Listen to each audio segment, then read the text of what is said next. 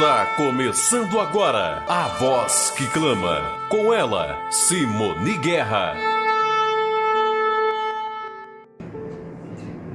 Infelizmente, pesados ouvintes, com muita tristeza no coração, eu preciso mostrar aqui algumas coisas, algumas abominações da Igreja Adventista. Infelizmente eu digo, porque eu nasci, os meus pais já eram adventistas. Os meus avós eram adventistas. E o meu pai, como comportor, durante muitas décadas, ele me deixou muitos livros antigos e hoje, com tristeza, eu vejo esses livros sendo mexidos, sendo falsificados. Nós sabemos que o livro Evangelismo e o livro O Desejado de Todas as Nações foram falsificados para se colocar ali como se Ellen White estivesse escrito sobre Trindade. Só que ela nunca mencionou isso. É só você ler no livro Em Busca da Identidade, da Casa Publicadora, você vai encontrar ali que os pioneiros, se eles vivessem hoje, eles jamais pertenceriam à organização adventista devido às mudanças que foram feitas e introduzidas dentro das doutrinas que foi recebida do céu, que o Senhor enviou através de visões, através de sonhos, através de estudo profundo da palavra. Eles passavam noites estudando, jejuando, em busca da verdade. E hoje está tudo completamente diferente. A tal ponto que a Igreja Adventista, esse aqui é um boletim da Igreja Adventista, e nós encontramos aqui, as editoras católicas Loyola e Paulinas traduziram do francês a chamada Bíblia Top, ou seja, tradução ecumênica da Bíblia. E a Igreja Adventista então se juntou à Igreja Católica para fazer a nova Bíblia. Nós encontramos aqui, novamente, a Igreja Adventista se une à Igreja Católica para a produção de Bíblias ecumênicas. Então, quando a gente vê que o atual Papa está dizendo de fazer uma Bíblia nova, não se preocupe, isso já está pronto. Infelizmente, já está tudo organizado. Eles apenas vão lançar isso.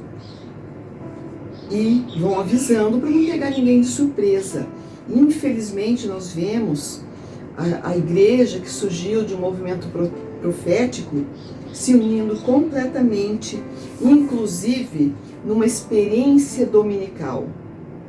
Nós vimos há algum tempo atrás, a experiência foi feita também aqui no Brasil, abrindo várias igrejas adventistas aos domingos, como ensaio. E as pessoas, como o animal vai para o matadouro, seguindo e fazendo aquilo segundo a tradição de homens.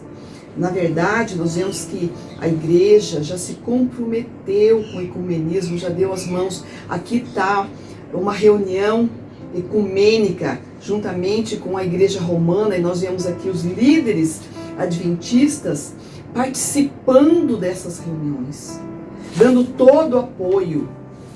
Então, nós podemos ver o porquê dessas mudanças. Por exemplo, a doutrina do santuário, Ellen White e os pioneiros colocaram como a primeira fase que a expiação não se completou na cruz, mas a expiação, ela se processa no santuário celestial. Por isso, todo aquele ritual do santuário que o Eterno deixou como modelo para que nós pudéssemos compreender o plano da salvação.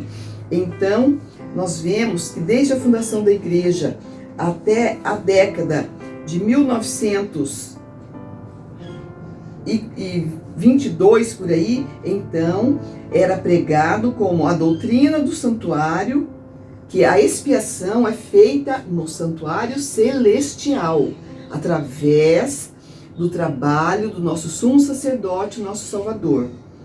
Entretanto, depois eles colocaram como até 1957 antes então de uma conversa com líderes da Igreja Católica, que a expiação foi feita no santuário, mas também na cruz. E por último, devido à pressão recebida, dessas lideranças para que o ecumenismo fosse então feito um acordo de unir as doutrinas comuns, então de 1957 em diante, infelizmente no ano que eu nasci, foi colocado que a expiação ela foi concluída na cruz. Devido a todas essas mudanças que já vinham sendo feitas e praticadas, então nós encontramos o pastor Andriessen, ele se levantou na década de 30, pedindo que ele queria ver os originais, quando ele viu os livros Desejado de Todas as Nações e o livro Evangelismo, escrito a palavra Trindade, ele pediu e eles mostraram os originais a ele. Só que eles não colocam no livro Em Busca de Identidade o resultado que foi encontrado nos originais, que não havia essa palavra Trindade, porque a Trindade é uma doutrina completamente pagã, que vem de Nimrod, de Semíramis, de Tamuz, da Babilônia. E a Igreja Católica absorveu e no ano de 321 colocou então isso como sendo uma doutrina católica. É só você ler no Catecismo. E nós temos também um vídeo, procure no YouTube sobre a Trindade, você vai encontrar, ali nós podemos esclarecer melhor este assunto. Mas o pastor Andriessen, ele deixou cartas escritas, porque ele foi excluído da obra quando ele discordou dessa introdução e de outras que eles estavam falsificando os livros de Ellen White. Ele discordou, ele deixou cartas escritas. E nós temos também no livro Ritual do Santuário, que a organização já não publica desde a década de 1970, as verdades sobre o ritual do santuário. Por quê? Tem que ficar igual a todas as outras igrejas. Então, nesse livro Em Busca de Identidade, nós encontramos que os pioneiros, eles não aceitavam a doutrina da Trindade, diziam que era um resquício do papado, uma doutrina completamente pagã. Está escrito no livro sobre a Trindade que foi lançado, que os pioneiros criam assim. Então, nós precisamos, na verdade, ler, buscar a verdade, para não sermos enganados. Muitas vezes, o inimigo nos pega no seu laço e nós não percebemos as coisas quando estão fluindo. Certa vez, nós recebemos esse convitezinho para ser distribuído. Era um congresso internacional que deveria ocorrer no Chile. E então, quando nós pegamos esse calendário, nós podemos ver que no verso tem o calendário falando a data do evento. Só que o domingo está no lugar do 7º dia e o sábado está no lugar do 6º dia nesse calendário. Então nós fomos reclamar para o pastor da época. Isso aconteceu em 2001. O congresso foi em janeiro de 2002, mas com muita antecedência eles começaram a promover. E então nós tivemos acesso a esse convite maior, e no verso dele o mesmo calendário, porque o pastor daqui da nossa região disse que isso foi um erro gráfico. Mas como é que houve um erro gráfico aqui, um erro gráfico no Chile, nos países latinos? Todos colocaram o domingo como sendo o 7º dia. Então, já preparando as pessoas para receberem o dia da besta, a marca da besta, porque a marca da besta é o oposto do sinal do Altíssimo, que é o sábado. Lá em Ezequiel 20, o verso 12, o verso 20 diz que o sábado é o sinal. Também em Êxodo 31, de 13 a 18, nós encontramos ali que o sábado é o sinal do Altíssimo. E os homens estão então tentando devagar fazer com que nós vamos perdendo então esse contato com os mandamentos, com a verdade do quarto mandamento bíblico, o dia santificado no Éden. Não foi dado depois, ele foi dado no Éden. Gênesis 2, de 1 a 3. E já de longa data, então, a organização vem tentando, devagar, implantando. A Trindade começou colocando hinos, falando de Trindade, e foi crescendo o movimento. E então eles lançaram também as esculturas, o segundo mandamento sendo quebrado. Hoje, na sede da Associação Geral, nós encontramos essas imagens, essas esculturas. Dizem que é os pioneiros. Ali muitas pessoas chegam lá e até se curvam. E bem ao alto nós vemos uma anja sensual, mostrando inclusive os seios bem salientes, muito sensual. Então vem agora a organização tentando tirar os mandamentos que proíbem a adoração de imagem, colocando na própria sede essas imagens ridículas. Inclusive na tumba de Ellen White colocaram ali um monumento que ela ficaria horrorizada se ela ressuscitasse e visse isso ali. Mas eles estão fazendo as coisas devagar e sempre. E não é só ali. Infelizmente, nós nos deparamos com a revista Nosso Amiguinho, que é divulgada, então, para as nossas crianças. E o que nós encontramos aqui? Um dos personagens do Nosso Amiguinho idolatrando dois ídolos da música popular. Então, estudando, nós descobrimos que os pais desses dois jovens, na verdade, eles são acionistas da casa publicadora.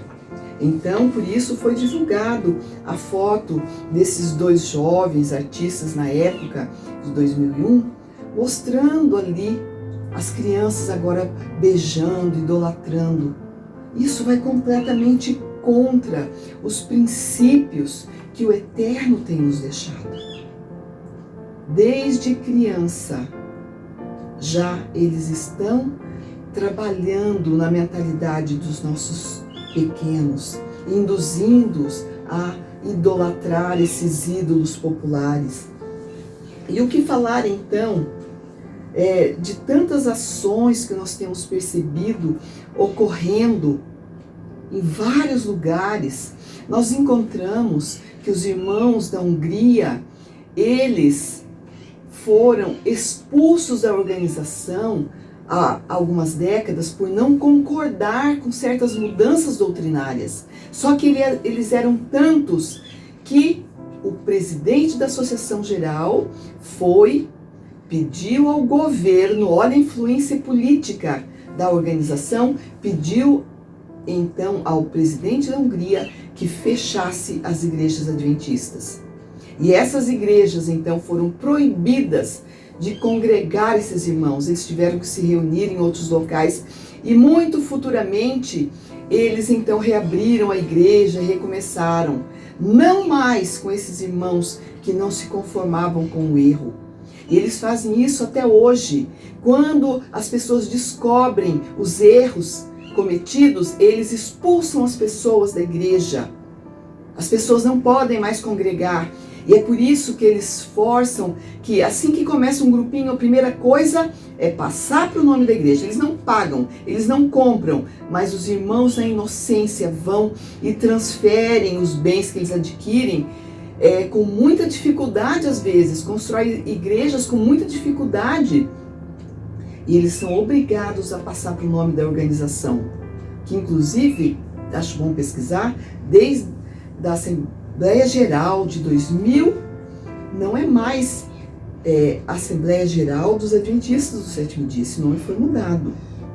Eu tinha um documento, mas alguém pegou esse documento e não devolveu mais. Mas procure, eu estou deixando aqui uma dica apenas. Não estou falando mal, estou falando a verdade, para que as pessoas possam abrir os olhos, começar a estudar, e assim não ser então levadas ao erro, porque muito tempo atrás a igreja já vem participando atos preocupantes, atos de genocídio cometido em Ruanda. Nós encontramos um pastor adventista que ele respondeu o processo por genocídio e a igreja acobertou. 800 pessoas foram mortas. E nós temos aqui, é só você procurar na internet, você encontra as fotos dentro do templo, dentro da igreja onde eles congregavam. Eles foram ali assassinados. Foram então por esse pastor que se dizia adventista. Esse é um jesuíta que foi infiltrado, como vários jesuítas estão infiltrados dentro da organização. Foi a primeira organização onde os jesuítas foram se infiltrar. Em todas as organizações religiosas existem jesuítas infiltrados. E os nossos irmãos lá de Ruanda, eles ficaram tão decepcionados que as pessoas, os corpos ficaram espalhados pelo templo. Ninguém teve coragem de entrar para dar uma sepultura. Tão triste que foi aquilo, porque não tinha nem mais irmãos que pudessem adentrar para fazer o sepultamento. Então ficaram ali espalhados aqueles corpos dentro da igreja. A igreja foi fechada e ficaram aqueles mártires, que lá no céu eles terão uma tarja vermelha na sua roupa. Foram trucidados ali, foram martirizados ali, dentro da igreja adventista de Ruanda. Depois eles procuraram fazer uma limpeza, reuniram os crânios dessas pessoas, fizeram então uma parede só com os crânios dessas pessoas que foram vítimas ali dessas atrocidades, e que a organização da igreja, ela simplesmente contratou um dos advogados mais caros da época para absolver esse pastor. Por quê? Não devia deixá-lo pagar pelos seus crimes? Mas não. Eles tiveram que arrumar um advogado para ele ficar quieto, para ele não dizer quem foi o mandante. Tá certo? Por isso, então, é que a organização usou o dinheiro sagrado dos dízimos dos irmãos para pagar um advogado caro, para libertar esse pastor do fórum internacional que ele foi julgado por genocídio. Infelizmente, essas coisas têm ocorrido e eles fazem de tudo para abafar tudo aquilo que acontece. Também em Brasília, nós temos aqui uma ação onde a irmã Nildes, ela era jornalista, não tenho mais notícia dela, gostaria muito de saber a notícia, mas ela foi comunicar erros doutrinários que um pastor em Brasília estava levando ao público e desonrando inclusive a organização e as pessoas, e ela recebeu simplesmente uma ação na justiça. Em primeira instância ela ganhou, só que a igreja tem muito dinheiro e para que isso não vazasse eles recorreram, pagaram altíssimos valores e a irmã Nildes perdeu inclusive a sua casa para pagar então os direitos que esse pastor requereu. Mas vamos estudar a fundo, vamos saber a fundo o que é que está acontecendo por trás desses eventos, por trás de tudo isso, dessa grande organização, dessa besta, a segunda besta, que já vai começar a se revelar grandemente. Esperem e vocês verão. Porque nós sabemos que pela profecia em Ezequiel 8, 9, leia esses 2 capítulos. Ellen White disse que esses profetas, eles escreveram para os nossos dias. Em Ezequiel 9, nós encontramos que o profeta teve uma visão e foi para o átrio do templo, foi levado em espírito. Ele estava em Babilônia, mas em espírito ele foi levado e ele viu ali as pessoas adorando dentro do templo, voltados para o sol nascente. adorando o sol, adorando Tammuz, adorando tudo aquilo que é deixado pela Igreja Católica, que a Igreja Católica é uma adoradora do sol. Veja as imagens, os raios de sol nas catedrais antigas, em tudo que eles usam, tá certo? As imagens de Semíramis, de Tammuz. Então, o profeta viu as mulheres chorando a morte de Tammuz no dia 25 de dezembro. A morte e o nascimento de Tammuz. Quem está cultuando o Natal pensa que está fazendo uma homenagem ao Salvador, mas não está. Está prestando uma adoração a Tammuz. E o profeta viu então 25 homens voltados para o sol nascente. E nós vemos esses 25 homens são justamente a liderança que atua na Associação Geral. Está escrito, é só você procurar e você vai encontrar que esses 25 homens fazem parte da comissão executiva da Associação Geral. Então, essa profecia, ela se aplica justamente para o nosso tempo, porque no capítulo 9 nós encontramos que o Eterno mandou que esses que estavam ali em lugar de responsabilidade, que foram colocados ali para serem fiéis ao depósito, eles haviam se vendido. E eles então receberam, como disse em Ezequiel 9, o verso 4, o Eterno diz assim: passa pelo meio da cidade, pelo meio de Jerusalém, digamos aqui, como eles dizem, a Jerusalém espiritual, e marca com sinal na testa os homens que conspiram e gemem por causa de todas as abominações que se comete no meio dela. E aos outros disse: passai pela cidade após ele, esse anjo que ia colocando o sinal na fronte, e sem que vossos olhos poupem e sem que vos compadeçais, matai os velhos, os moços, as virgens, as crianças, as mulheres, até exterminá-los.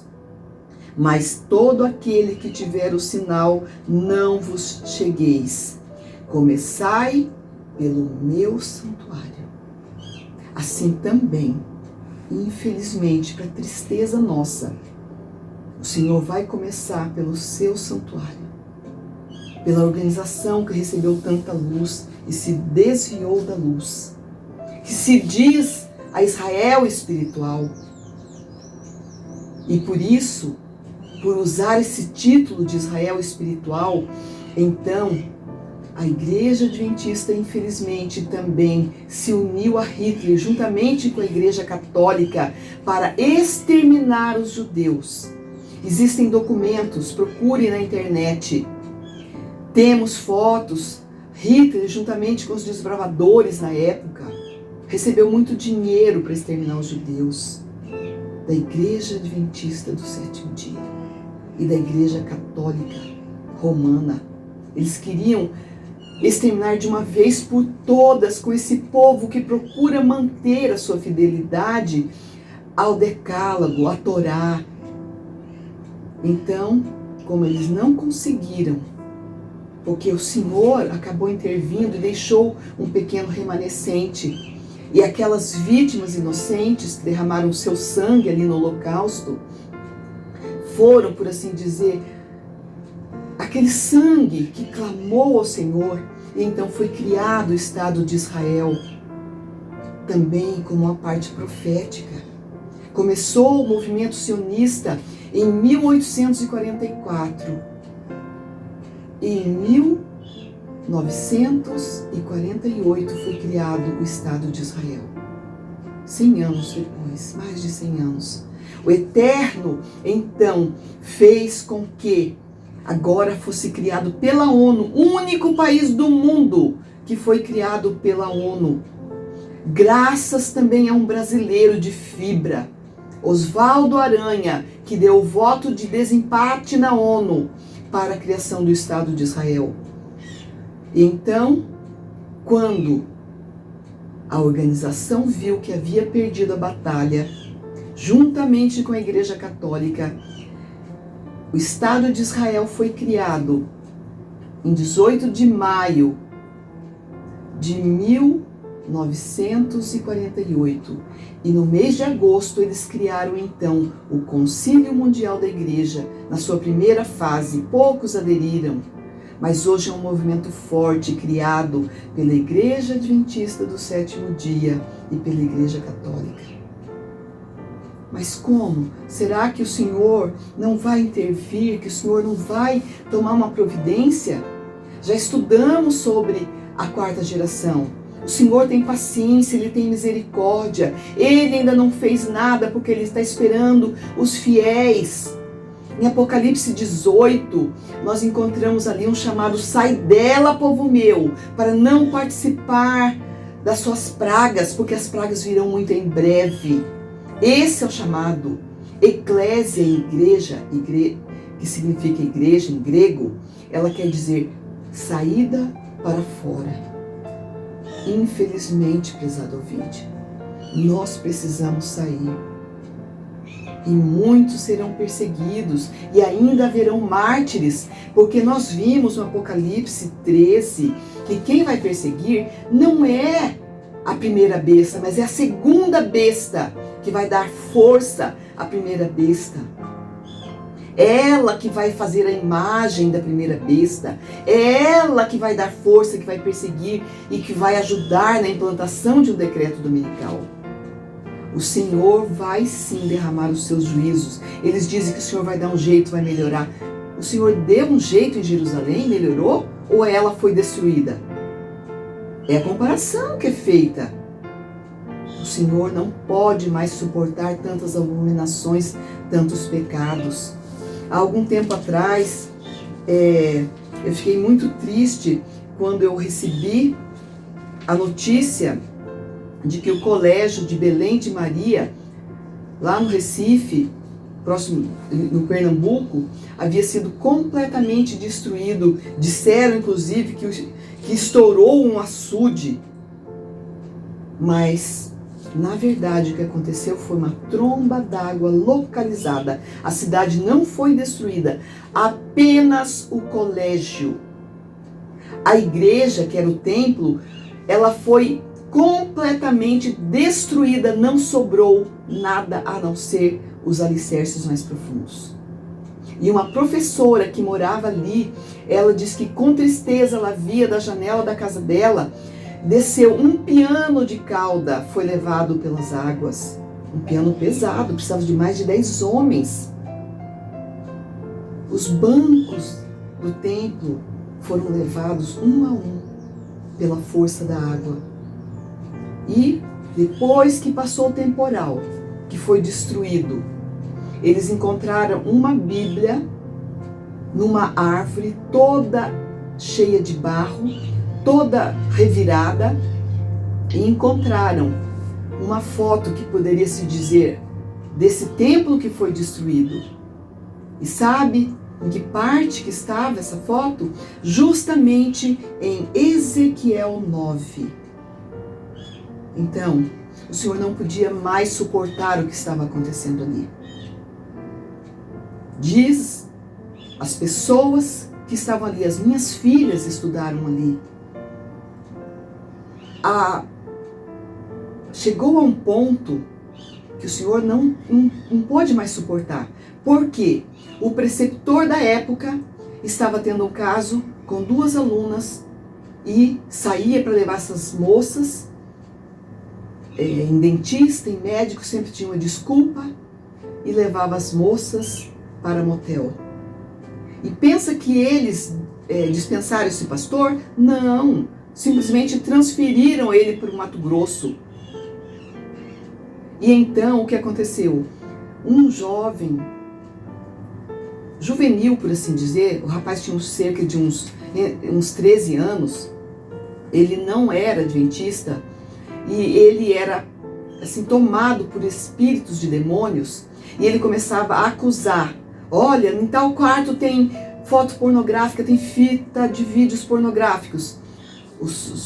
as pessoas iam lá e encontravam tudo aquilo que Satanás falava que existia.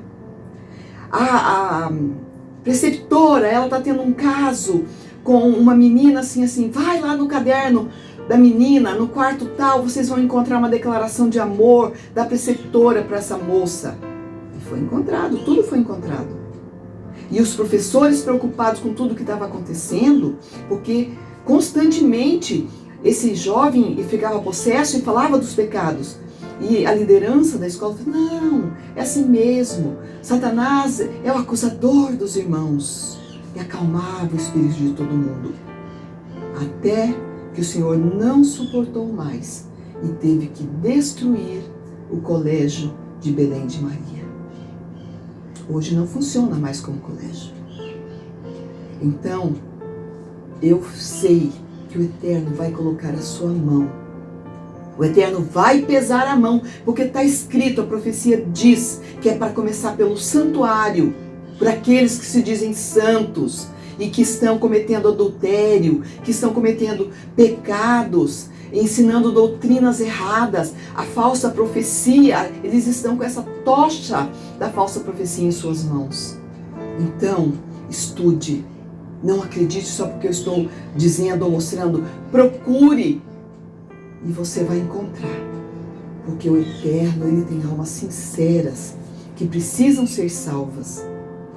Muitos serão mártires ainda, mas que o Eterno abençoe, que dê forças para que os sinceros que queiram salvar a sua alma se dediquem ao estudo, à oração, a jejum. O Senhor promete, Ele não vai deixar nenhum santo desamparado. Estude, é o meu apelo, para que a sua alma seja salva. Obrigada por ter nos assistido até aqui.